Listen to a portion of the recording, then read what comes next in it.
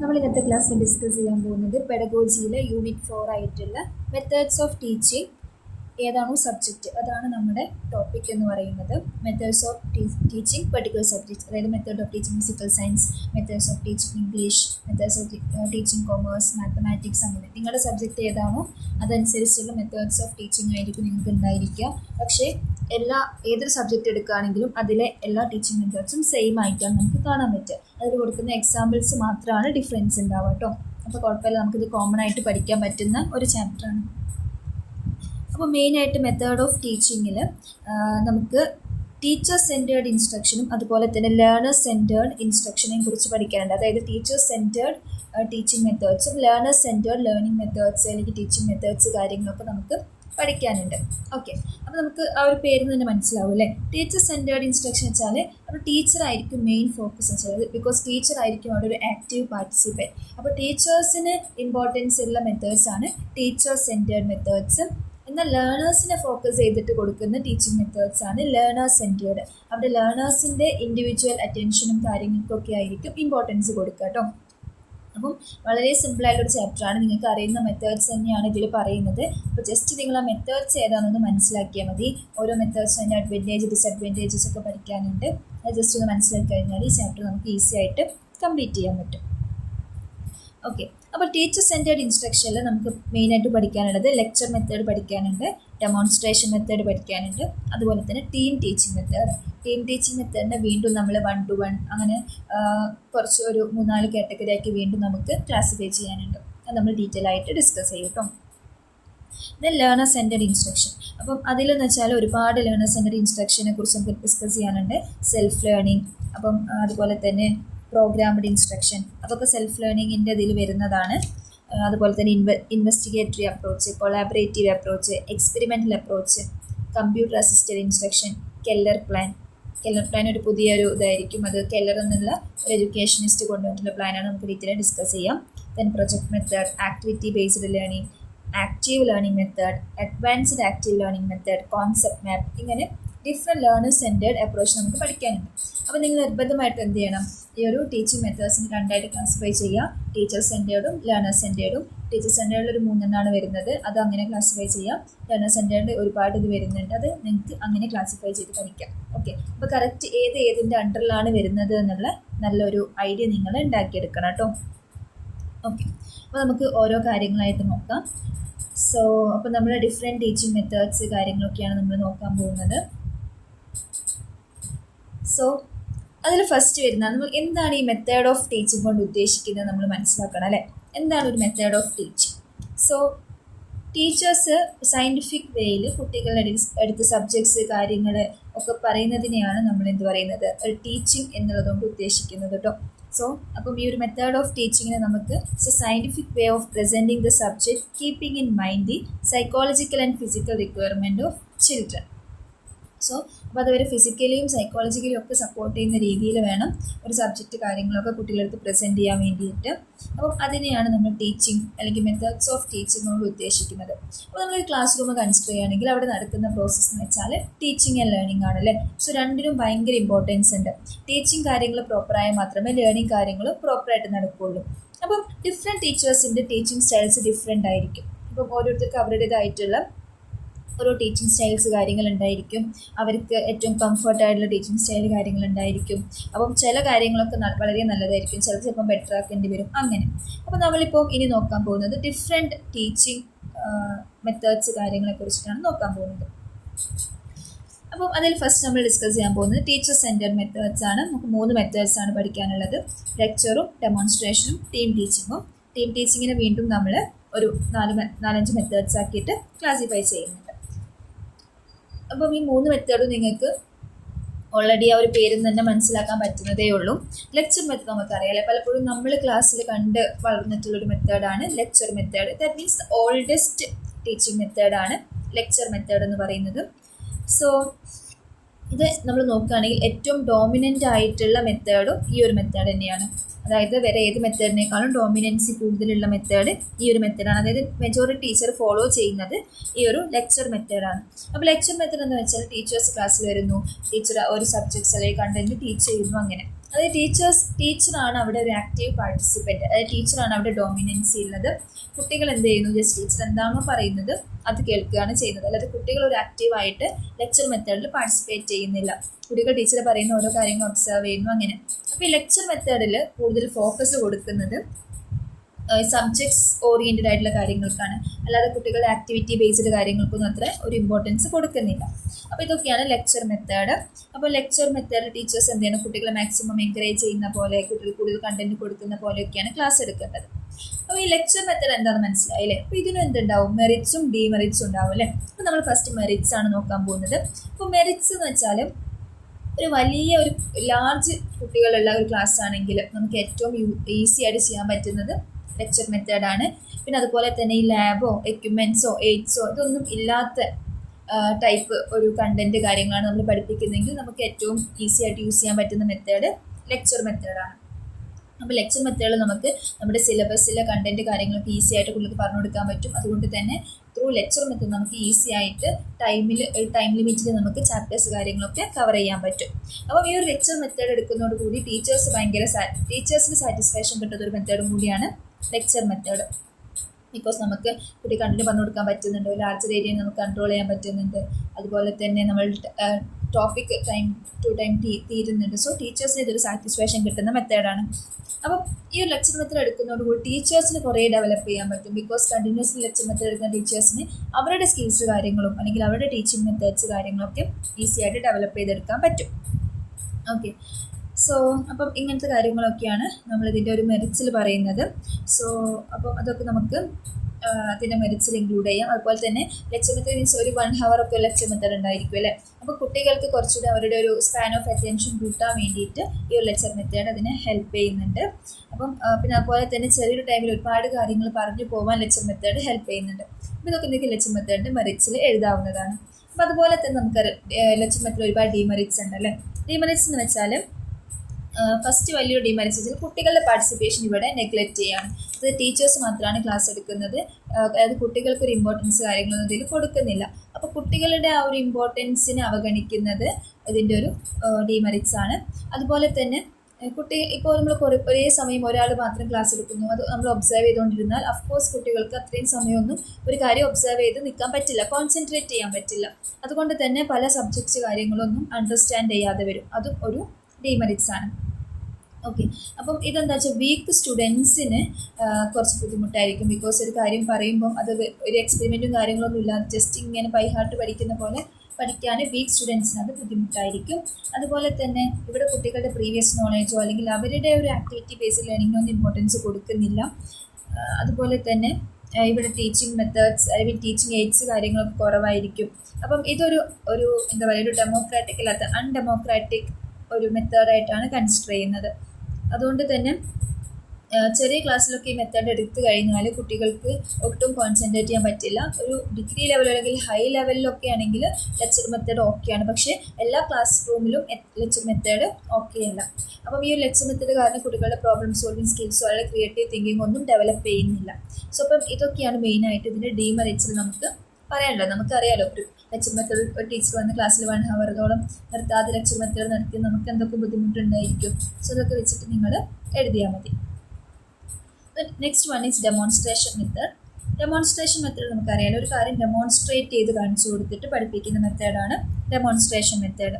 അതായത് ഇപ്പോൾ for example എന്തെങ്കിലും ഒരു ആക്ടിവിറ്റി കാര്യങ്ങളൊക്കെ ഡെമോൺസ്ട്രേറ്റ് ചെയ്ത് കാണിച്ചു കൊടുക്കുക. ഇപ്പോൾ ലാംഗ്വേജിലാണെങ്കിൽ ഡ്രാമ, ഡിബേറ്റ് ഇങ്ങനത്തെ കാര്യങ്ങളൊക്കെ വരാം. ഇതൊക്കെയാണ് നമ്മൾ ഡെമോൺസ്ട്രേഷൻ മെത്തേഡ് എന്ന് പറയുന്നത്. അപ്പോൾ ഡെമോൺസ്ട്രേഷൻ മെത്തേഡിൽ നമ്മൾ എന്ത് ചെയ്യണം, കുട്ടികൾക്ക് പെർഫെക്റ്റ് ഡെമോൺസ്ട്രേഷൻ കാര്യങ്ങൾ കാണിച്ചു കൊടുക്കണം. അതുപോലെ തന്നെ കറക്റ്റ് സ്റ്റെപ്പ് ബൈ സ്റ്റെപ്പ് ആയിട്ടുള്ള എക്സ്പ്ലനേഷനും റീസണിങ്ങും കാര്യങ്ങളൊക്കെ അതിൽ വേണം. അതുപോലെ എല്ലാ കുട്ടികളെയും പാർട്ടിസിപ്പേറ്റ് ചെയ്യിപ്പിക്കുന്ന രീതിയിൽ, എല്ലാ കുട്ടികൾക്കും പ്രാക്ടീസ് കൊടുക്കുന്ന രീതിയിൽ വേണം ഡെമോൺസ്ട്രേഷൻ മെത്തേഡ് കാര്യങ്ങളൊക്കെ ചെയ്യാൻ വേണ്ടിയിട്ട്. സോ അപ്പം ഇതിനും എന്തുണ്ട്, അഡ്വാൻറ്റേജും ഡിസഡ്വാൻറ്റേജസും ഉണ്ട് ഓഫ്കോഴ്സ്. സോ അഡ്വാൻറ്റേജസ് എന്ന് വെച്ചാൽ കുട്ടികൾക്ക് അവരുടെ ഡിഫറെൻറ്റ് സ്കിൽസ് കാര്യങ്ങളൊക്കെ ഡെവലപ്പ് ചെയ്തെടുക്കാൻ പറ്റും. അതുപോലെ ടീച്ചേഴ്സും സ്റ്റുഡൻസും കോപ്പറേറ്റ് ചെയ്തിട്ടാണ് ചെയ്യുന്നത്. സോ അപ്പോൾ ടീച്ചറും സ്റ്റുഡൻറ്റ് തമ്മിൽ ഒരു ബോണ്ട് ഉണ്ടാകാൻ വേണ്ടിയിട്ട് ഇത് ഹെൽപ്പ് ചെയ്യുന്നുണ്ട്. അതുപോലെ തന്നെ കുട്ടികളുടെ ഇൻട്രസ്റ്റ് കാര്യങ്ങൾ ഒക്കെ ഇമ്പ്രൂവ് ചെയ്യിപ്പിക്കാനും അവരെ കുറച്ചുകൂടി മോട്ടിവേറ്റ് ചെയ്യാനും ഈ ഒരു ഡെമോൺസ്ട്രേഷൻ മെത്തേഡ് കൊണ്ട് കഴിയും. അതുപോലെ തന്നെ നമ്മുടെ സൈക്കോ മോട്ടർ ആക്ടിവിറ്റീസ്, കുട്ടികളുടെ സൈക്കോ മോട്ടർ ആക്ടിവിറ്റീസ് അവർക്ക് ആക്റ്റീവായിട്ട് പാർട്ടിസിപ്പേറ്റ് ചെയ്യാൻ ഇങ്ങനത്തെ കാര്യങ്ങളൊക്കെ എന്ത് ചെയ്യുന്നുണ്ട്, ഈ ഒരു ഡെമോൺസ്ട്രേഷൻ മെത്തേഡ് കാരണം ഇമ്പ്രൂവ് ചെയ്യുന്നുണ്ട്. അതുപോലെ തന്നെ കുട്ടികൾക്ക് കുറച്ചുകൂടി അവരുടെ സ്കിൽസ് കാര്യങ്ങൾ ഡെവലപ്പ് ചെയ്ത് കുറച്ചുകൂടി നല്ല രീതിയിൽ കണ്ടന്റ് മനസ്സിലാക്കാൻ ഈ ഒരു മെത്തേഡ് ഹെൽപ്പ് ചെയ്യുന്നുണ്ട്. അപ്പോൾ ഇതൊക്കെയാണ് നമ്മളതിൻ്റെ അഡ്വാൻറ്റേജസിൽ പറയേണ്ട കാര്യങ്ങൾ കേട്ടോ. ദെൻ നമ്മൾ ഡിസഡ്വാൻറ്റേജസ് നോക്കുകയാണെങ്കിൽ നമ്മൾ ഇപ്പം എല്ലാ സബ്ജക്ട്സിലും ഈ ഒരു ഡെമോൺസ്ട്രേഷൻ മെത്തേഡ് പറ്റിക്കൊള്ളണമെന്നില്ല. അതായത് സ്കിൽ സബ്ജക്ട്സിൽ മാത്രമേ പറ്റുള്ളൂ. ലൈക്ക് ഇപ്പം ഫിസിക്കൽ സയൻസിൽ പറ്റും, അതുപോലെ ഇപ്പം നമുക്ക് അങ്ങനത്തെ ചില സബ്ജക്ട്സ് ഉണ്ടല്ലോ. പക്ഷേ നമ്മളിപ്പം നോക്കുകയാണെങ്കിൽ വളരെ തിയറി മാത്രമല്ല, ഇപ്പോൾ ഹിസ്റ്ററി ജോഗ്രഫിയിലൊക്കെ നമ്മൾ എപ്പോഴും ഡെമോൺസ്ട്രേഷൻ മെത്തേഡ് യൂസ് ചെയ്യാന്ന് വെച്ചാൽ അത് ബുദ്ധിമുട്ടായിരിക്കും. അപ്പം അത് ചില സബ്ജക്ട്സിൽ മാത്രമേ ഈ ഡെമോൺസ്ട്രേഷൻ മെത്തേഡ് കൂടുതൽ പോസിബിൾ ആവുള്ളൂ. അതുപോലെ തന്നെ കുട്ടികൾക്ക് നമ്മൾ ഒരുപാട് ടൈം എടുക്കും ഈ ഒരു ഡെമോൺസ്ട്രേഷൻ മെത്തേഡിലൂടെ നമ്മളൊരു ക്ലാസ് എടുക്കുന്ന സമയത്ത്. അതുകൊണ്ട് തന്നെ ഡെമോൺസ്ട്രേഷൻ മെത്തേഡ് എന്ന് വെച്ചാൽ ഒരുപാട് ടൈം കൺസ്യൂമിങ് ആയിട്ടുള്ളൊരു മെത്തേഡാണ്. അതുകൊണ്ട് ഈ സിലബസ് നമുക്ക് ടൈം ടു ടൈം തീർക്കാൻ പറ്റിക്കൊള്ളണമെന്നില്ല. അതുപോലെ തന്നെ ഇപ്പോൾ എപ്പോഴും സ്റ്റുഡൻസിനോട് നമ്മളൊരു ഡെമോൺസ്ട്രേഷൻ മെത്തേഡ്സ് കാര്യങ്ങൾ ചെയ്യാൻ പറയുന്ന സമയത്ത് എല്ലാ സ്റ്റുഡൻസിനും ആ ഒരു സ്കിൽ ഉണ്ടായിക്കൊള്ളണമെന്നില്ല. അപ്പം ഇതൊക്കെ അതിലൊരു ഡിസഡ്വാൻറ്റേജസ് ആയിട്ട് നമുക്ക് കൺസിഡർ ചെയ്യാം. Then the last one is so the next one is team teaching method. So team teaching എന്ന് വെച്ചാൽ ഒരു ടീം എന്നുള്ളതിൻ്റെ തന്നെ full form together every one achieve more എന്നാണ്. T represent together, E represent every one, A represent achieve and M represent more. അതാണ് നമ്മൾ ഈ ഒരു ടീം എന്നുള്ളത് കൊണ്ട് തന്നെ ഉദ്ദേശിക്കുന്ന ഒരു കാര്യം കേട്ടോ. സോ അപ്പം ഈ ഡിഫറെൻറ്റ് ടീം ടീച്ചിങ് മെത്തേഡ്സ് നമുക്ക് ഡിഫറെൻ്റ് ആയിട്ട് തിരിക്കാം. One teach, one observe, one teach, one assist, rotational teaching, parallel teaching, interactive, team teaching. ഇങ്ങനെ 5 മെത്തേഡ്സാണ് ഇതിലുള്ളത് കേട്ടോ.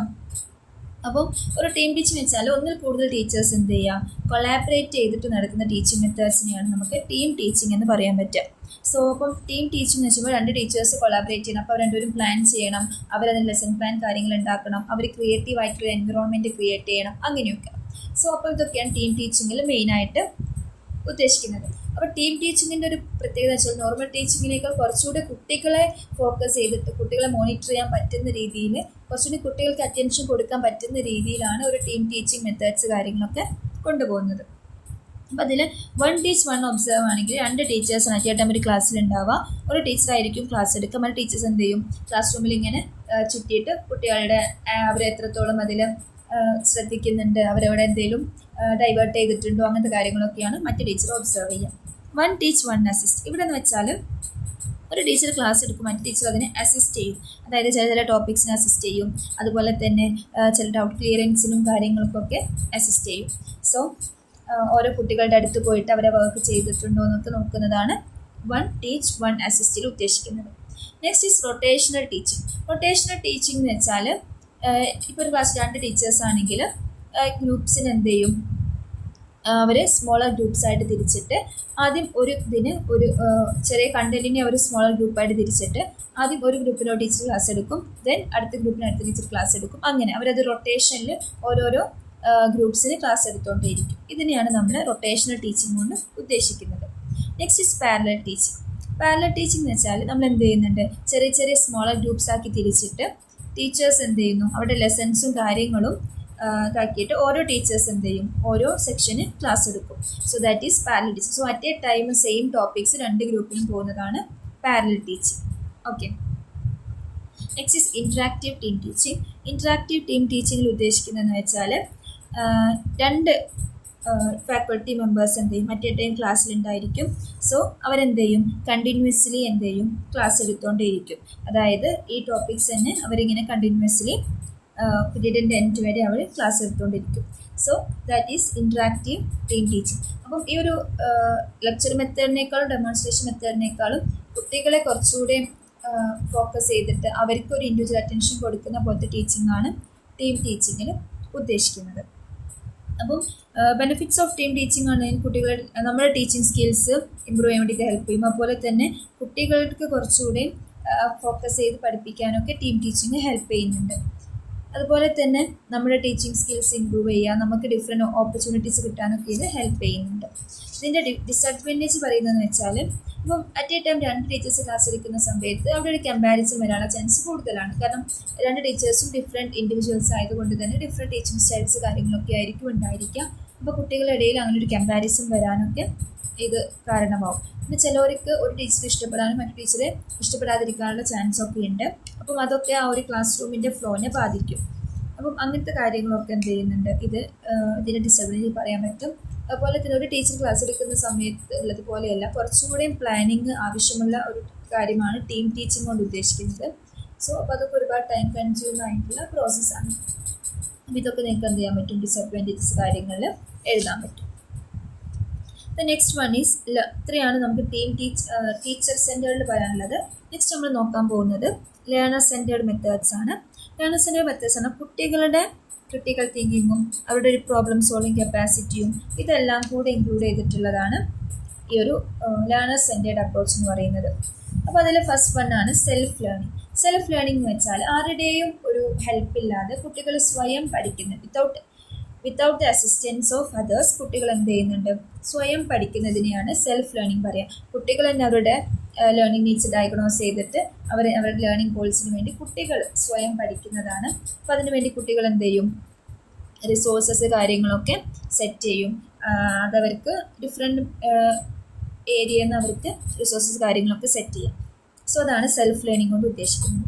അപ്പം സെൽഫ് ലേണിംഗ് എന്ന് വെച്ചാൽ കുട്ടികൾക്ക് കുറച്ചുകൂടെ കുട്ടികൾക്ക് സാറ്റിസ്ഫാക്ഷൻ കിട്ടുന്ന ലേണിംഗ് ആയിരിക്കും സെൽഫ് ലേണിംഗ്. ബിക്കോസ് അവരെന്നെ മോട്ടിവേറ്റ് ചെയ്ത് അവരെന്നെ ഫുൾ എൻഗേജ് ചെയ്ത് പഠിക്കുന്ന ഒരു ലേണിംഗ് ആണ് അല്ലേ. അപ്പം അതുകൊണ്ട് അവരുടെ പെർഫോമൻസ് കാര്യങ്ങളൊക്കെ ഇമ്പ്രൂവ് ചെയ്യാൻ വേണ്ടിയിട്ട് ഇത് ഹെൽപ്പ് ചെയ്യും. അപ്പം ഇവിടെ കുട്ടികൾക്ക് മറ്റൊരാളുടെ അസിസ്റ്റൻസ് അല്ലെങ്കിൽ അവരുടെ ടൈമിന് കാത്ത് നിൽക്കേണ്ട ആവശ്യമില്ല. സോ അപ്പോൾ ഇതൊക്കെ അതിൻ്റെ ഒരു പോസിറ്റീവ് രീതിയിൽ നമുക്ക് എടുക്കാൻ പറ്റും. അതുപോലെ തന്നെ ഡിഫറെൻറ്റ് റിസോഴ്സസ് നിന്ന് നമുക്ക് സെൽഫ് ലേണിംഗ് മെറ്റീരിയൽസ് കാര്യങ്ങളൊക്കെ നമുക്ക് കിട്ടും. അതായത് ഡിഫറെൻറ്റ് സൈറ്റ്സ് കാര്യങ്ങളൊക്കെ ഉണ്ടല്ലോ, അതിനൊക്കെ നമുക്ക് എന്ത് ചെയ്യാൻ പറ്റും, ഇതിൻ്റെ റിസോഴ്സസ് കാര്യങ്ങളൊക്കെ നമുക്ക് കിട്ടും. അപ്പം സെൽഫ് ലേണിംഗ് എന്ന് വെച്ചാൽ നമുക്ക് എന്ത് ചെയ്യാൻ പറ്റും, അതിന് അഡ്വാൻറ്റേജ് ഡിസഡ്വാൻറ്റേജസ് ഉണ്ട്. അപ്പോൾ അഡ്വാൻറ്റേജ് നോക്കാൻ നമുക്ക് പറയാൻ പറ്റുന്ന ഒരു കാര്യമാണ്, നമുക്ക് ഒരു പ്രത്യേക ടൈം ബൗണ്ട് കാര്യങ്ങളൊന്നും ഉണ്ടാവില്ല. ബിക്കോസ് നമ്മളുടെ ഇഷ്ടമാണ്, നമ്മൾ ഇഷ്ടപ്പെട്ട് എടുക്കുന്ന കോഴ്സാണ്, അത് നമുക്ക് ഇഷ്ടമുള്ള രീതിയിലാണ് നമ്മൾ പഠിക്കുക അല്ലേ. അപ്പോൾ പ്രത്യേകിച്ച് ഒരു ടൈം ബൗണ്ടിൽ തീർക്കണം അങ്ങനത്തെ കാര്യങ്ങളൊന്നും ഉണ്ടാവില്ല. നമുക്ക് ഈസി ആയിട്ട് നമുക്ക് ഫ്രീ ആകുമ്പോൾ നമുക്കത് പഠിക്കാൻ പറ്റും. അതുപോലെ തന്നെ നമുക്ക് വിത്തൗട്ട് എനി ഫ്രസ്ട്രേഷൻ ഇല്ലാതെ ഫ്രീഡത്തോടെ നമുക്കൊരു കാര്യം പഠിക്കാൻ പറ്റും. അപ്പം പ്രത്യേകിച്ച് റെസ്ട്രിക്ഷൻസും കാര്യങ്ങളൊന്നും ഇല്ല. അതുപോലെ പ്രത്യേകിച്ച് സബ്ജക്ട്സിലോ അല്ലെങ്കിൽ ഈ ഒരു സ്പേസിലോ അങ്ങനത്തെ റെസ്ട്രിക്ഷൻസും കാര്യങ്ങളൊന്നുമില്ല. നമുക്ക് എവിടെ ഇരുന്നിട്ടും നമ്മുടെ ഇതനുസരിച്ച് നമുക്ക് പഠിക്കാൻ പറ്റും. ഓക്കെ, അപ്പോൾ അതുപോലെ തന്നെ കുട്ടികളെ കുറച്ചുകൂടി മോട്ടിവേറ്റ് ചെയ്തിട്ട് അവർക്ക് ഈസി ആയിട്ട് അവരുടെ പ്രോബ്ലം സോൾവിങ് സ്കിൽസ് കാര്യങ്ങളൊക്കെ ഡെവലപ്പ് ചെയ്യാൻ ഇത് ഹെൽപ്പ് ചെയ്യുന്നുണ്ട്. അപ്പോൾ അങ്ങനത്തെ കാര്യങ്ങളൊക്കെ എന്ത് ചെയ്യുക, അതിൻ്റെ അഡ്വാൻറ്റേജസ് ആയിട്ട് നമുക്ക് പറയാൻ പറ്റും. ഡിസഡ്വാൻറ്റേജ് നോക്കുകയാണെങ്കിൽ പലപ്പോഴും നമ്മളൊരു ടൈം ബൗണ്ട് ഇല്ലാത്തത് കൊണ്ട് തന്നെ കുട്ടികൾ ചിലപ്പം ഒരു മടി പിടിച്ചിരിക്കാനുള്ള ചാൻസ് കൂടുതലാണ്. അതുപോലെ തന്നെ ടീച്ചേഴ്സായിട്ടുള്ള ഫേസ് ടു ഫേസ് ഇൻട്രാക്ഷനും കാര്യങ്ങളൊന്നും ഇല്ലാത്തത് കൊണ്ട് തന്നെ ഇത് എത്രത്തോളം എഫക്റ്റീവ് ആവും എന്ന് നമുക്ക്, ബിക്കോസ് അതിനെ ഇവാലുവേറ്റ് ചെയ്യാൻ നമുക്ക് കഴിയില്ല. ഓക്കെ, അതുപോലെ തന്നെ കുട്ടികൾക്ക് കറക്റ്റായിട്ടുള്ള ഒരു ഗൈഡൻസ് കാര്യങ്ങൾ കിട്ടാൻ വേണ്ടിയിട്ട് ഇത് ഹെൽപ്പ് ചെയ്യില്ല. അതുപോലെ തന്നെ ഇപ്പം ഒരു ക്ലാസ് റൂമിലൊക്കെ ആണെങ്കിൽ ഒരുപാട് പേരുടെ ഐഡിയാസ് കാര്യങ്ങൾ നമുക്ക് കിട്ടും അല്ലേ. പക്ഷെ ഇവിടെ നമ്മൾ ഒറ്റയ്ക്ക് പഠിക്കുന്നതുകൊണ്ട് നമ്മുടെ തോട്ട്സ് എന്താണോ അത് മാത്രമാണ് നമ്മളിൽ ഉണ്ടാവുക. സോ അപ്പം ഒരു ലാക്ക് ഓഫ് ഇൻഫർമേഷൻസും ഇത് കാരണമായിട്ട് ഉണ്ടാകും. സോ ഇതൊക്കെ നമുക്ക് അതിൻ്റെ ഡിസഡ്വാൻറ്റേജസ് കാര്യങ്ങളിലൊക്കെ ഇൻക്ലൂഡ് ചെയ്യാവുന്ന ഒരു കാര്യമാണ്. Next is programmed instructions. Programmed instruction like self learning പോലെ തന്നെയാണ്. ഡിഫറെൻറ്റ് പ്രോഗ്രാംസ് യൂസ് ചെയ്തിട്ട് നമുക്ക് എന്ത് ചെയ്യാൻ പറ്റും, കുട്ടികളെ പഠിക്കാൻ പറ്റും. അതായത് ജസ്റ്റ് ലൈക്ക് ഇപ്പം കുട്ടികൾ ഇതിൻ്റെ ഒരു ഏറ്റവും ഇത് വെച്ചാൽ കുട്ടികളെ അപ്പം തന്നെ അതിൻ്റെ ഒരു ഇവാലുവേറ്റ് ചെയ്യാൻ പറ്റും. ജസ്റ്റ് ലൈക്ക് നമ്മളിപ്പം ഇതിലൊക്കെ ചെയ്യാറില്ലേ, ഒബ്ജക്റ്റീവ് ടൈപ്പ് ക്വസ്റ്റ്യൻസ് ചെയ്യും. അപ്പോൾ നമ്മളത് ABC ചെയ്ത് ടിക്ക് ചെയ്താലും അത് ശരിയാണ് പറ്റണം, അപ്പോൾ തന്നെ നമുക്ക് മനസ്സിലാക്കാൻ പറ്റില്ലേ. അങ്ങനത്തെ ലേണിങ്ങിനാണ് പ്രോഗ്രാമിൻ്റെ ഇൻസ്ട്രക്ഷൻ ലേണിംഗ് കൊണ്ട് ഉദ്ദേശിക്കുന്നത്. സോ നമുക്ക് അപ്പം തന്നെ എന്ത് ചെയ്യാൻ പറ്റും, ഓരോന്നിൻ്റെ നമ്മൾ എത്രത്തോളം പഠിച്ചു എന്നുള്ള കാര്യങ്ങളൊക്കെ നമുക്ക് മനസ്സിലാക്കാൻ പറ്റും. സോ ഒരു ഇൻഡിവിജ്വലൈസ്ഡ് ഇൻസ്ട്രക്ഷൻ തന്നെയാണ് പ്രോഗ്രാമിൻ്റെ ലേണിംഗ് കൊണ്ട് നമ്മൾ ഉദ്ദേശിക്കുന്നത്. നമുക്ക് ഇമ്മീഡിയറ്റ് ഫീഡ്ബാക്ക് കിട്ടും. അതുപോലെ തന്നെ നമുക്ക് കുറേ മെറ്റീരിയൽസ് കാര്യങ്ങളൊക്കെ ആയിട്ട് കണക്ട് ചെയ്യാൻ പറ്റും. സോ അതൊക്കെ ഇതിൻ്റെ ഒരു അഡ്വാൻറ്റേജസ് കാര്യങ്ങൾ നമുക്ക് ഇൻക്ലൂഡ് ചെയ്യാൻ പറ്റും. ഓക്കെ, അതുപോലെ തന്നെ നമുക്ക് ഫിക്സഡ് ടൈം ലേണിംഗ് കാര്യങ്ങളൊന്നുമില്ല. സ്റ്റുഡൻസിന് അവരുടെ ഏറ്റവും കംഫർട്ട് പ്ലേസിൽ നിന്ന് പഠിക്കാൻ പറ്റും. അതുപോലെ തന്നെ ട്യൂട്ടർ ഇല്ലാതെയാണ് ഈ ഒരു പ്രോഗ്രാമിൻ്റെ ലേണിംഗ് കാര്യങ്ങളൊക്കെ ചെയ്യുന്നത്. അതുകൊണ്ട് കുട്ടികൾ സ്വയം ഡെവലപ്പ് ചെയ്തെടുക്കാനൊക്കെ ഇത് ഹെൽപ്പ് ചെയ്യുന്നുണ്ട്. ഇതൊക്കെ നമുക്ക് അതിൻ്റെ അഡ്വാൻറ്റേജിൽ പറയും. ഡിസഡ്വാൻറ്റേജ് നമ്മളിപ്പോൾ സെൽഫ് ലേണിംഗിൽ പറഞ്ഞ പോലെ തന്നെ നമ്മളൊരു ടൈം ബൗണ്ട് അല്ലാത്തത് കൊണ്ട് ചിലപ്പോൾ അത് നമുക്ക് കുറേ ടൈം എടുത്ത് നമ്മൾ പഠിക്കേണ്ട ഒരു കാര്യം വരും. അതുപോലെ തന്നെ കുട്ടികളുടെ ക്രിയേറ്റിവിറ്റി, ഒറിജിനാലിറ്റി ഇതൊക്കെ ഒന്ന് ലിമിറ്റ് ചെയ്യാനുള്ള ചാൻസ് കൂടുതലാണ്. അതുപോലെ തന്നെ ഒരു ടീച്ചർ സ്റ്റുഡൻറ് ഇൻട്രാക്ഷൻ, റിലേഷൻഷിപ്പ് കാര്യങ്ങളൊക്കെ ഇവിടെ റെസ്ട്രിക്റ്റ് ചെയ്യപ്പെടുകയാണ്. അതുപോലെ തന്നെ കുട്ടികൾ സൊസൈറ്റിയിൽ നിന്ന് മാറ്റി നിർത്തപ്പെടും. അതായത് ഇപ്പം ഒരു ക്ലാസ് റൂമിൽ കുട്ടികൾ ഒരു സൊസൈറ്റിയിൽ വളർന്നു വരും, അങ്ങനെ ഒരുപാട് ക്വാളിറ്റീസ് ഡെവലപ്പ് ചെയ്തെടുക്കും. പക്ഷേ ഇത് ഒറ്റയ്ക്ക് പഠിക്കുന്നതുകൊണ്ട് തന്നെ അവർക്ക് ആ ഒരു സോഷ്യൽ ഇൻട്രാക്ഷനും കാര്യങ്ങളൊക്കെ കുറയും. ഓക്കെ, അപ്പം ഇതൊക്കെ അതിൻ്റെ ഡിസഡ്വാൻറ്റേജ് ആയിട്ട് നമുക്ക് നോക്കാൻ പറ്റും. So the next one is investigatory method. Investigatory method means നമ്മളൊരു കാര്യത്തിൽ റിസർച്ച് ചെയ്തിട്ട് പഠിക്കുന്നതിനാണ് ഇൻവെസ്റ്റിഗേറ്ററി മെത്തേഡ് ഉദ്ദേശിക്കുന്നത്. ഇപ്പം just like laboratory techniques, problem solving, research, experimental techniques, field trip, ഇതൊക്കെ നമുക്ക് എന്ത് ചെയ്യാം, ഈ ഒരു ഇൻവെസ്റ്റിഗേറ്ററി ലേണിംഗ് ആയിട്ട് നമുക്ക്, അല്ലെങ്കിൽ ഇൻവെസ്റ്റിഗേറ്ററി അപ്രോച്ച് ആയിട്ട് നമുക്ക് കൺസിഡർ ചെയ്യാൻ പറ്റും. അപ്പോൾ ഇൻവെസ്റ്റിഗേറ്ററി അപ്രോച്ച് എന്ന് വെച്ചാൽ ടീച്ചേഴ്സ് എന്ത് ചെയ്യും, ആദ്യം കുട്ടികളോട് എന്താണോ അവർ ഇൻവെസ്റ്റിഗേറ്റ് ചെയ്യേണ്ടത് അങ്ങനത്തെ കാര്യങ്ങളൊക്കെ പറഞ്ഞു കൊടുക്കും. എന്നിട്ട് അതിന് ടീച്ചർ ഒരു സപ്പോർട്ടായിട്ട്, ഒരു കോച്ചായിട്ട്, അല്ലെങ്കിൽ ഒരു കൗൺസിലറായിട്ടൊക്കെ നിൽക്കും. പക്ഷെ കുട്ടികളാണ് ഈ ഒരു കാര്യങ്ങൾ ഇൻവെസ്റ്റിഗേറ്റ് ചെയ്ത് ഓരോ പ്രോബ്ലം സോൾവ് ചെയ്ത് ഓരോ ഡാറ്റാസ് കളക്ട് ചെയ്തിട്ടൊക്കെ വരേണ്ടത്. അപ്പോൾ കുറച്ചുകൂടി കുട്ടികളുടെ സ്കിൽസ് കാര്യങ്ങളൊക്കെ ഡെവലപ്പ് ചെയ്തെടുക്കാൻ വേണ്ടിയിട്ട് ഇൻവെസ്റ്റിഗേറ്ററി മെത്തേഡ് ഹെൽപ്പ് ചെയ്യുന്നുണ്ട്. അത് നമുക്ക് ഫീൽഡ് ട്രിപ്പോ ലബോറട്ടറിയോ അതുപോലെ തന്നെ റിസർച്ച് ടെക്നിക്ക്, എക്സ്പ്ലോർ ടെക്നിക്സ്, അങ്ങനെ ഏത് ടെക്നിക്സ് വേണമെങ്കിലും നമുക്കിതിൽ ഇൻക്ലൂഡ് ചെയ്യാവുന്നതാണ്. So the next one is collaboration learning. Collaboration learning means നമ്മൾ എന്ത് ചെയ്യാണ്, സ്റ്റുഡൻസ് ഒരു കൊളാബറേറ്റ് ചെയ്ത് പഠിക്കുന്നതിനാണ് കൊളാബറേറ്റീവ് ലേണിംഗ് പറയുന്നത്. അതായത് കുറച്ച് സ്റ്റുഡൻസ് ഗ്രൂപ്പായിട്ട് ഇരുന്ന് പഠിക്കുന്നതിനാണ് കൊളാബറേറ്റീവ് ലേണിംഗ് പറയുന്നത്. അപ്പോൾ ഈ കൊളാബറേറ്റീവ് ലേണിംഗ് കുട്ടികളുടെ സ്കിൽസ് കാര്യങ്ങൾ ഡെവലപ്പ് ചെയ്യാനും, ഹയർ ലെവൽ തിങ്കിങ് ഡെവലപ്പ് ചെയ്യാനും, ഓറൽ കമ്മ്യൂണിക്കേഷൻ ഡെവലപ്പ് ചെയ്യാനും, ഒരു സോഷ്യൽ ബോണ്ട് ക്രിയേറ്റ് ചെയ്യാനും ഒക്കെ ഹെൽപ്പ് ചെയ്യുന്നുണ്ട്. അതുപോലെ തന്നെ സ്റ്റുഡൻറ്റും ടീച്ചേഴ്സും തമ്മിലുള്ള ഇൻട്രാക്ഷനും ഇത് ഹെൽപ്പ് ചെയ്യുന്നുണ്ട്. അതുപോലെ തന്നെ ഓരോ കാര്യങ്ങൾ ഡിഫറെൻറ്റ് പേഴ്സ്പെക്റ്റീവിൽ കാണാൻ ഹെൽപ്പ് ചെയ്യും. ബിക്കോസ് ഇപ്പോൾ സെൽഫ് ലേണിങ്ങിൻ്റെ കേസിലൊക്കെ നമ്മൾ ഒറ്റയ്ക്ക് പഠിക്കുന്നതുകൊണ്ട് നമ്മൾ വിചാരിക്കുന്നത് മാത്രമാണ് ശരിയായിരിക്കും അല്ലേ. പക്ഷേ ഒരു ക്ലാസ് റൂം നമ്മൾ പഠിക്കുന്ന സമയത്ത് മേ ബി ഡിഫറെൻറ്റ് ഒപ്പീനിയൻസ് നമുക്ക് മനസ്സിലാവും. അത് ഇങ്ങനെയും ചിന്തിക്കാം, അല്ലെങ്കിൽ ഇതിന് ഇത്രത്തോളം ഒരു എക്സ്പോഷർ ഉണ്ട് നമുക്ക് മനസ്സിലാവും. സോ അപ്പോൾ അതൊക്കെയാണ് ഒരു സ്കൂളിലെ ഒരു ക്ലാസ് റൂം ടീച്ചിങ്ങിൻ്റെ ഇമ്പോർട്ടൻസ് എന്ന് പറയുന്നത്. അപ്പം ഇങ്ങനെ ഒരു ടീം ലീഡിങ് അല്ലെങ്കിൽ ഈ ഒരു കൊളാബറേറ്റീവ് ലേണിങ്ങിലൂടെ ഇത്തരം കാര്യങ്ങൾ നമുക്ക് മനസ്സിലാക്കാൻ പറ്റും. നമുക്കവിടെ ഡിബേറ്റോ അല്ലെങ്കിൽ ഡിഫറെൻറ്റ് കേസ് സ്റ്റഡീസിലൂടെയോ അല്ലെങ്കിൽ ഡിഫറെൻറ്റ് ആക്ടിവിറ്റീസിലൂടെയോ ഒക്കെ ഈ ഒരു കാര്യം ചെയ്യാൻ പറ്റും. അതുപോലെ തന്നെയാണ് എക്സ്പെരിമെൻ്റൽ ലേണിംഗ്. അതായത് നമ്മൾ നേരത്തെ പറഞ്ഞ ഇൻവെസ്റ്റിഗേറ്ററി ലേണിങ്ങിൽ വരുന്ന പോലെ തന്നെയാണ് എക്സ്പെരിമെൻ്റൽ ലേണിംഗ്. അപ്പോൾ ഡേവിഡ് കോൾബ് എന്ന് പറഞ്ഞിട്ടുള്ള ആൾ എക്സ്പെരിമെൻ്റൽ ലേണിങ്ങിനെ ഡിഫൈൻ ചെയ്തിട്ടുണ്ട്. അദ്ദേഹം പറയുന്നതെന്ന് വെച്ചാൽ കുട്ടികളുടെ ഒരു ആക്റ്റീവ് എക്സ്പെരിമെൻറ്റേഷനിലൂടെ കുട്ടികളുടെ കൊഗ്നിറ്റീവ് കാര്യങ്ങളൊക്കെ ഇമ്പ്രൂവ് ചെയ്യും. കുട്ടികൾക്ക് നല്ലൊരു എക്സ്പീരിയൻസ് ഉണ്ടാവാനും ഓരോ കാര്യങ്ങൾ കൂടുതൽ ഒബ്സർവ് ചെയ്യാനും അതിൽ നിന്ന് അവർക്കൊരു സൊല്യൂഷൻ കണ്ടുപിടിക്കാനും ഈസി ആയിരിക്കും. സോ ഡേവിഡ് കോൾബ് എന്താണ് എക്സ്പെരിമെൻ്റ് ലേണിങ്ങിനെ സപ്പോർട്ട് ചെയ്തിരുന്ന ആളായിരുന്നു. ഇപ്പോൾ ഫോർ എക്സാമ്പിൾ നമ്മൾ കുട്ടികളെ മൃഗങ്ങളെക്കുറിച്ച് പഠിപ്പിക്കുകയാണ്, പക്ഷേ ഇതുവരെ നമ്മൾ അവരെ സൂവിൽ കൊണ്ടുപോയിട്ടില്ല. അങ്ങനെയെങ്കിൽ കുട്ടികൾക്ക് അത് മനസ്സിലാക്കാൻ വേണ്ടിയിട്ട് ബുദ്ധിമുട്ടായിരിക്കും അല്ലേ. അപ്പോൾ നമ്മൾ എന്ത് ചെയ്യാം, കുട്ടികളെ സൂവിൽ കൊണ്ടുപോയിട്ട് നമ്മൾ എന്ത് ചെയ്യുക, അതുപോലത്തെ എക്സ്പെരിമെൻ്റ് ലേണിംഗ് സൂവിനെ കുറിച്ച് പഠിപ്പിക്കാം. അതുപോലെ തന്നെ ഈ ഫോട്ടോസിന്തസിസ് കാര്യങ്ങളൊക്കെ വെറുതെ നമ്മളിങ്ങനെ പറഞ്ഞതിനേക്കാൾ കൂടുതൽ ഒരു ഗാർഡനിൽ കൊണ്ടുപോയിട്ട് നമ്മളവരെ പഠിപ്പിക്കാം. അതുപോലെ തന്നെ ഇപ്പോൾ ഈ ഒരു ബൈസിക്കിൾസൊക്കെ നമ്മൾ എങ്ങനെയാണ് ഓടിക്കുക എന്ന് പറയുന്നതിന് പകരം അത് പഠിപ്പിച്ചുകൊണ്ട് അവരെ പഠിപ്പിക്കാം. അതൊക്കെയാണ് എന്ത് ഒരു എക്സ്പെരിമെൻ്റൽ ആയിട്ട് കുട്ടിക്ക് കൊടുക്കാൻ പറ്റുന്ന നല്ല രീതിയിലുള്ള എക്സാമ്പിൾസ് എന്ന് പറഞ്ഞാണ് ഡേവിഡ് കോൾ പറയുന്നത്. അപ്പം അത് കുറച്ചുകൂടി കുട്ടികൾക്ക് നല്ല രീതിയിൽ ബെനിഫിഷ്യൽ ആവും. അവർക്ക് അവരുടെ സ്കിൽസും കാര്യങ്ങളും പിന്നെ ഒരു പ്രാക്ടിക്കൽ നോളേജും കൂടിയാണല്ലോ. സോ അതെപ്പോഴും നല്ലൊരു ബെറ്റർ എക്സ്പീരിയൻസ് കൊടുക്കാൻ വേണ്ടിയിട്ട് അത് ഹെൽപ്പ് ചെയ്യും. Next is computer assisted instruction, CAI. Computer assisted instruction means computer കാര്യങ്ങൾ യൂസ് ചെയ്തിട്ടാണ് നമ്മളിത്. ഇപ്പോൾ ഫോർ എക്സാമ്പിൾ നമ്മളിപ്പോൾ ഗൂഗിൾ മീറ്റിൽ അതുപോലെ ഓൺലൈൻ ക്ലാസ്സുകളൊക്കെ നമുക്ക് ഈ ഒരു കമ്പ്യൂട്ടർ അസിസ്റ്റഡ് ഇൻസ്ട്രക്ഷനിൽ ഇൻക്ലൂഡ് ചെയ്യാൻ പറ്റും. അപ്പോൾ ഇവിടെ ഒരു 1-to-1 ഇൻട്രാക്ഷനും അതുപോലെ തന്നെ നമുക്കൊരു മോട്ടിവേറ്ററി ഒക്കെ തരാൻ വേണ്ടി, ബിക്കോസ് ഈ 1-to-1 ട്യൂഷൻ പ്ലാറ്റ്ഫോംസ് ഒക്കെ അല്ലേ, അവിടെ എങ്ങനെയാണ് 1-to-1 ഇൻട്രാക്ഷനൊക്കെ ഉണ്ടായിരിക്കും. അതുപോലെ തന്നെ നമുക്ക് മോട്ടിവേഷൻ തരാനും അതുപോലെ തന്നെ ടീച്ചേഴ്സിന് ഓരോ കുട്ടിയെയും കൂടുതൽ ശ്രദ്ധിക്കാൻ ഈ ഒരു computer assisted instruction class rooms help ചെയ്യും. അതുപോലെ തന്നെ കുട്ടികൾക്ക് ബിക്കോസ് ഒരു ടീച്ചർ ഒരു കുട്ടിയെ പഠിപ്പിക്കുന്നതുകൊണ്ട് തന്നെ കുറച്ചുകൂടി ആ കുട്ടിക്കൊരു കോൺസെൻട്രേഷൻ കിട്ടാനും അതുപോലെ തന്നെ കുറച്ചുകൂടി ഈസി ആയിട്ട് പഠിക്കാനൊക്കെ ഇത് ഹെൽപ്പ് ചെയ്യുന്നുണ്ട്. അതുപോലെ തന്നെ നമ്മൾക്ക് ഈ ഒരു കമ്പ്യൂട്ടർ അസിസ്റ്റഡ് ഇൻസ്ട്രക്ഷനിൽ ഡിഫറെൻറ്റ് മൾട്ടിമീഡിയാസ് നമുക്ക് യൂസ് ചെയ്യാം. അതുകൊണ്ട് തന്നെ നമുക്ക് ഡിഫറെൻറ്റ് വീഡിയോസും കാര്യങ്ങളിലൂടെയൊക്കെ നമുക്ക് ഒരുപാട് റെഫറൻസ് ഉണ്ടാവും അല്ലേ. അപ്പോൾ അതിലൂടെയൊക്കെ നമുക്കൊരു കോംപ്ലെക്സ് കോൺസെപ്റ്റ് ഈസി ആയിട്ട് പഠിക്കാൻ പറ്റും. ഓക്കെ, അതൊക്കെയാണ് അതിൻ്റെ അഡ്വാൻറ്റേജ് ആയി നമുക്ക് പറയാൻ പറ്റുക. ഡിസഡ്വാൻറ്റേജ് നോക്കുകയാണെങ്കിൽ നമ്മളിപ്പോൾ ഒരുപാട് ഇൻഫർമേഷൻസ് കാര്യങ്ങളൊക്കെ നമ്മൾ കിട്ടുന്നതോട് കൂടിയിട്ട് നമുക്ക് ഒരു കോൺസെപ്റ്റ് പഠിക്കാൻ തന്നെ ഒരുപാട് ടൈം കാര്യങ്ങളൊക്കെ എടുക്കും. അതുപോലെ മൾട്ടിമീഡിയാസ് കാര്യങ്ങൾ നമ്മൾ യൂസ് ചെയ്യുന്ന സമയത്ത് നമ്മളിപ്പം ആ ടോപ്പിക്കിനാണ് ഫോക്കസ് കൊടുക്കുന്നതെങ്കിൽ കൂടെ നമ്മൾ ഡൈവേർട്ട് ചെയ്ത് പോയിട്ട് വേറെ കണ്ടന്റ് കാര്യങ്ങൾ നോക്കാനുള്ള ചാൻസ് കൂടുതലാണ്. നമുക്ക് നമ്മൾ പഠിക്കാൻ വേണ്ടി ഒരു PPT തുറക്കുകയായിരിക്കും, പക്ഷെ പിന്നെ നമ്മൾ ചിലപ്പോൾ ഇൻസ്റ്റഗ്രാം വാട്സപ്പ് ഒക്കെ ആവും യൂസ് ചെയ്യുന്നത് അല്ലേ. അതുപോലെ ഡൈവേർഷൻ അതിൽ കൂടുതലാണ്. അതുപോലെ തന്നെ ഭയങ്കര ഒരു മെക്കാനിക്കൽ സ്റ്റഡി പോലെ ആയിരിക്കും. ഒരു കമ്പ്യൂട്ടർ മുന്നിൽ ഇരുന്ന് നമ്മളിങ്ങനെ പഠിക്കുക എന്ന് പറയുമ്പോൾ ഒരു ആക്റ്റീവായിട്ട് നമുക്ക് പഠിക്കാൻ പറ്റില്ല. അതുപോലെ തന്നെ നമുക്ക് ഒരു സ്കൂളിലുള്ള ഒരു എൻവിറോൺമെൻറ്റ് കാര്യങ്ങളൊന്നും ഇവിടെ കിട്ടില്ല. അതുപോലെ തന്നെ അങ്ങനത്തെ കാര്യങ്ങളൊക്കെ നമുക്ക് എന്ത് ചെയ്യാൻ പറ്റും. അപ്പോൾ അങ്ങനെ കുട്ടികൾക്ക് ബോറടിക്കാനുള്ള ചാൻസ് കൂടുതലാണ്. ഇതൊക്കെ ഇതിൻ്റെ ഒരു ഡിസഡ്വാൻറ്റേജ് ആയിട്ട് നമുക്ക് പറയാൻ പറ്റും. ഇതൊക്കെയാണ് കമ്പ്യൂട്ടർ അസിസ്റ്റഡ് ഇൻസ്ട്രക്ഷനിൽ നമുക്ക് പറയാനുള്ളത്. So the next one is the Keller plan. So Keller plan എന്ന് വെച്ചാൽ it's also known as personalised system of instruction. അതായത് ഓരോ കുട്ടികളുടെയും ഫോക്കസ് ചെയ്ത് ഇൻഡിവിജ്വലൈസ്ഡ് ട്യൂഷൻ എന്നൊക്കെ പറയുന്ന പോലെ ഇൻഡിവിജ്വലൈസ്ഡ് ലേണിംഗ് മെത്തേഡിനെ സപ്പോർട്ട് ചെയ്ത ആളായിരുന്നു കെല്ലർ എന്ന് പറയുന്നത്. സോ ഇപ്പോൾ കെല്ലർ എന്ന് പറയുന്നത് ഓരോ കുട്ടിയുടെയും ഇൻട്രസ്റ്റ് കാര്യങ്ങൾ അനുസരിച്ചിട്ട് വേണം ആ കുട്ടിക്ക് ഡിഫറെൻറ്റ് ക്ലാസ്സുകൾ കാര്യങ്ങൾ കൊടുക്കാൻ വേണ്ടിയിട്ട്.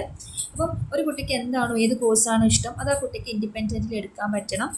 അതിനുശേഷം എന്ത് ചെയ്യാം, ആ ഒരു കോഴ്സിന് പറ്റിയിട്ടുള്ള കാര്യങ്ങളാണ് പ്രൊവൈഡ് ചെയ്യേണ്ടത് എന്നാണ് കെല്ലർ പറയുന്നത് കേട്ടോ. ഓരോ കുട്ടിയുടെ ഇൻട്രസ്റ്റിനെ ഡെവലപ്പ് ചെയ്യുന്ന രീതിയിലുള്ള പ്ലാനാണ് വേണ്ടതെന്നാണ് കെല്ലർ പറയുന്നത്.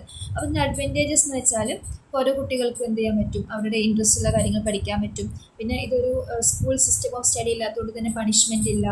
അതുപോലെ തന്നെ അവർ ജസ്റ്റ് പാസ് ഓർ ഫെയിൽ മാത്രമേ ഉള്ളൂ. അപ്പോൾ അതിൽ വിത്തൗട്ട് അങ്ങനെ ഗ്രേഡ്സ് കാര്യങ്ങളൊന്നുമില്ല. അതുപോലെ തന്നെ ട്രഡീഷണൽ ലെക്ചർ മെത്തേഡിനേക്കാളൊക്കെ ഇത് ബെറ്റർ ആയിട്ടാണ് പറയുന്നത്. പക്ഷേ ഇതിന് ഒരുപാട് ഡിസഡ്വാൻറ്റേജസ് ഉണ്ട്. കാരണം എപ്പോഴും എല്ലാ കോഴ്സുകളും ഇൻസ്ട്രക്ഷൻ മെത്തേഡ്സ് കാര്യങ്ങൾ കിട്ടിക്കൊള്ളണമെന്നില്ല. ബിക്കോസ് എല്ലാ കോഴ്സും നമുക്ക് എവിടെയെങ്കിലും നോക്കിയിട്ട് പഠിക്കാനൊന്നും പറ്റില്ല നമ്മുടെ ഇൻട്രസ്റ്റ് അനുസരിച്ചിട്ട്. അതുകൊണ്ട് തന്നെ പല കുട്ടികളും ഒരു കോഴ്സ് എടുത്താൽ തന്നെ അതിൻ്റെ ഒരു മെറ്റീരിയൽസ് കാര്യങ്ങളില്ലാത്തതുകൊണ്ട് ഡ്രോപ്പ് ഔട്ട്സ് റേറ്റ്സ് കൂടും.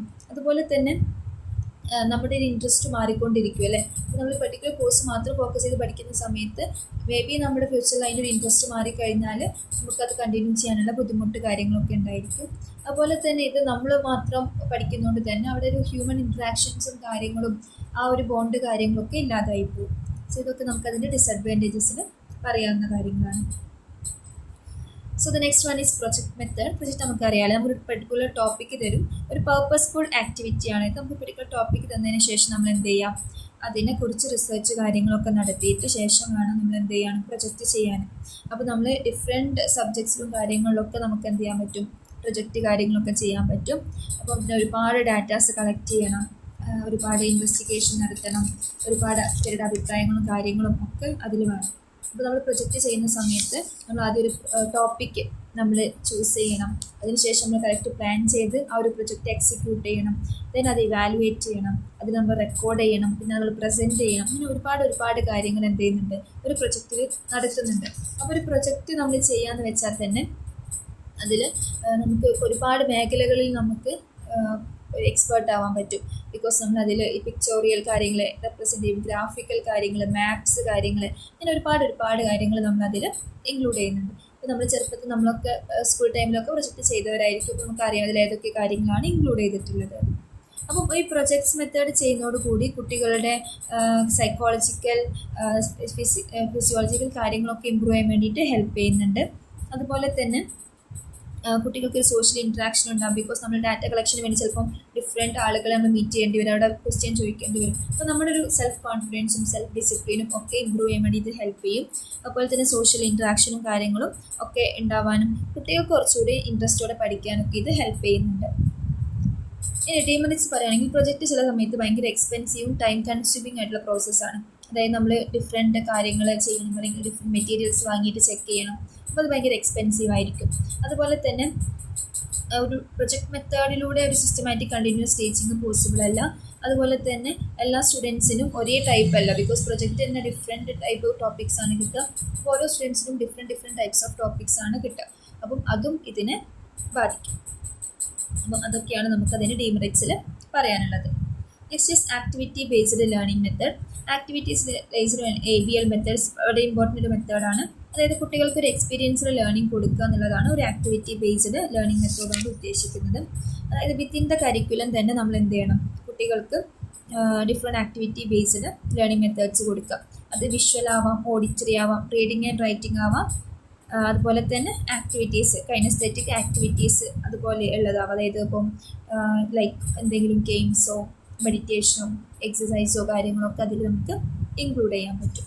സോ ABL മെത്തേഡ് എല്ലാവർക്കും ഭയങ്കര ഫെമിലിയർ മെത്തേഡ് ആയിരിക്കും. സോ അപ്പോൾ അതെന്ത് ചെയ്യാം, മനസ്സിലാക്കാം കേട്ടോ. ദെൻ ഒരു ആക്റ്റീവ് ലേണിങ്ങിനൊക്കെ ഇത് ഹെൽപ്പ് ചെയ്യുന്നുണ്ട്.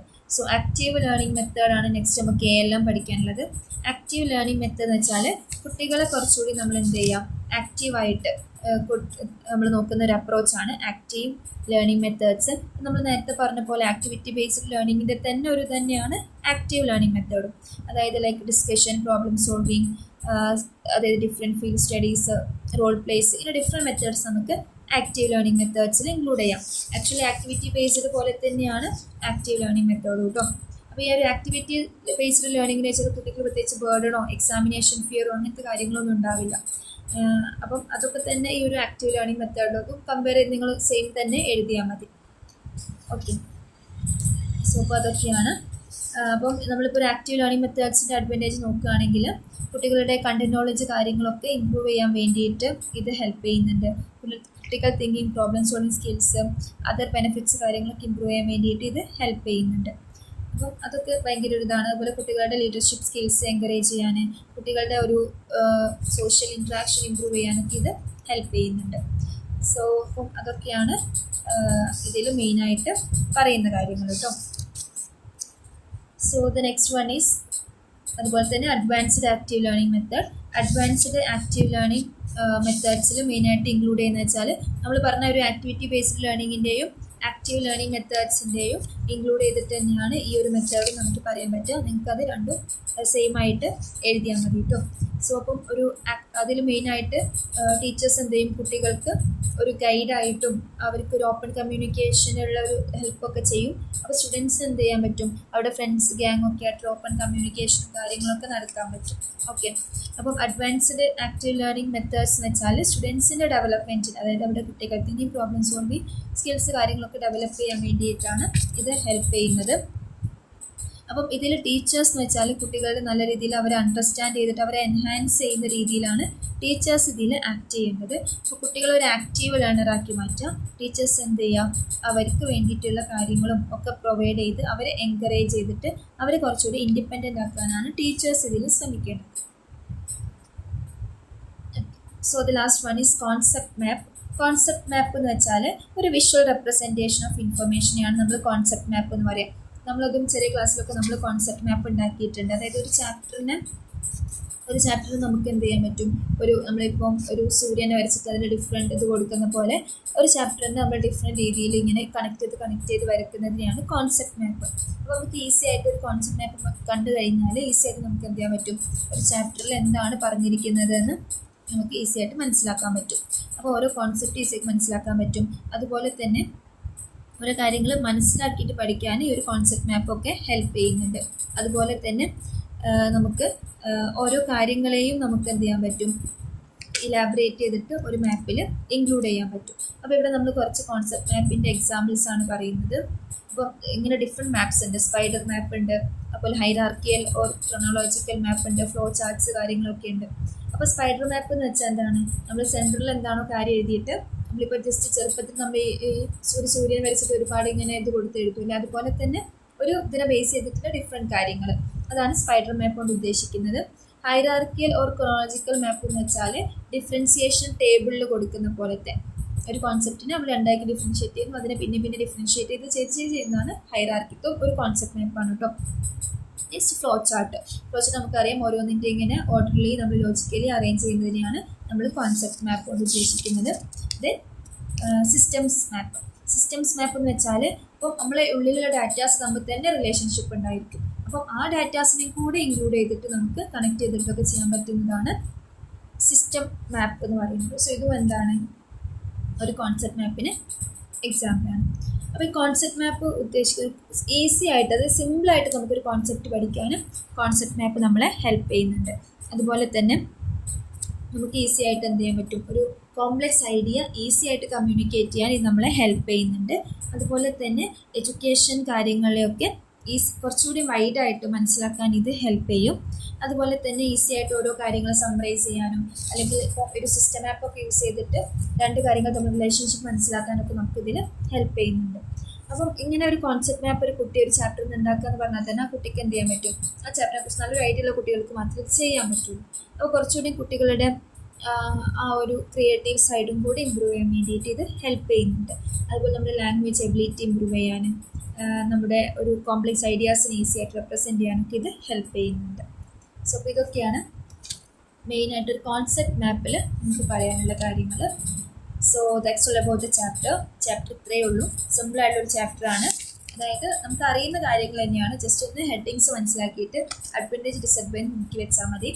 ഈ ലാസ്റ്റ് പറഞ്ഞിട്ടുള്ള ഈ active based learning, active learning method, advanced active learning methods ഒക്കെ സെയിം കോൺസെപ്റ്റ് തന്നെയാണ്. ഇതൊക്കെ നിങ്ങൾ ഒന്ന് പഠിച്ചാൽ മതി, എല്ലാത്തിലും നിങ്ങൾ ഒന്ന് എഴുതിയാൽ മതി. അപ്പോൾ മെയിനായിട്ട് ചാപ്റ്ററിൽ നിങ്ങൾ ഡിസ്കസ് ചെയ്യേണ്ടത് 2 ടീച്ചിങ് മെത്തേഡ്സ് ഉണ്ട്, ടീച്ചർ സെൻറ്റേർഡ് മെത്തേഡും ലേണർ സെൻറ്റേർഡ് മെത്തേഡും. ടീച്ചർ സെൻറ്റേർഡിൽ 3 എണ്ണമാണ് വരുന്നത്: lecture method, demonstration method, team teaching method. Then learner centered മെത്തേഡ്സിൽ എഗെയിൻ എന്ത് ചെയ്യുന്നുണ്ട്, ഒരു കുറച്ചുകൂടെ വരുന്നുണ്ട്, ഒരു 12 മെത്തേഡ്സും കൂടെ വരുന്നുണ്ട്. അപ്പം അത് നിങ്ങൾ എന്ത് ചെയ്യുക, കറക്റ്റായിട്ട് ഏതൊക്കെ മെത്തേഡ്സ് ആണെന്നുള്ള പേര് പഠിച്ചു വെക്കുക.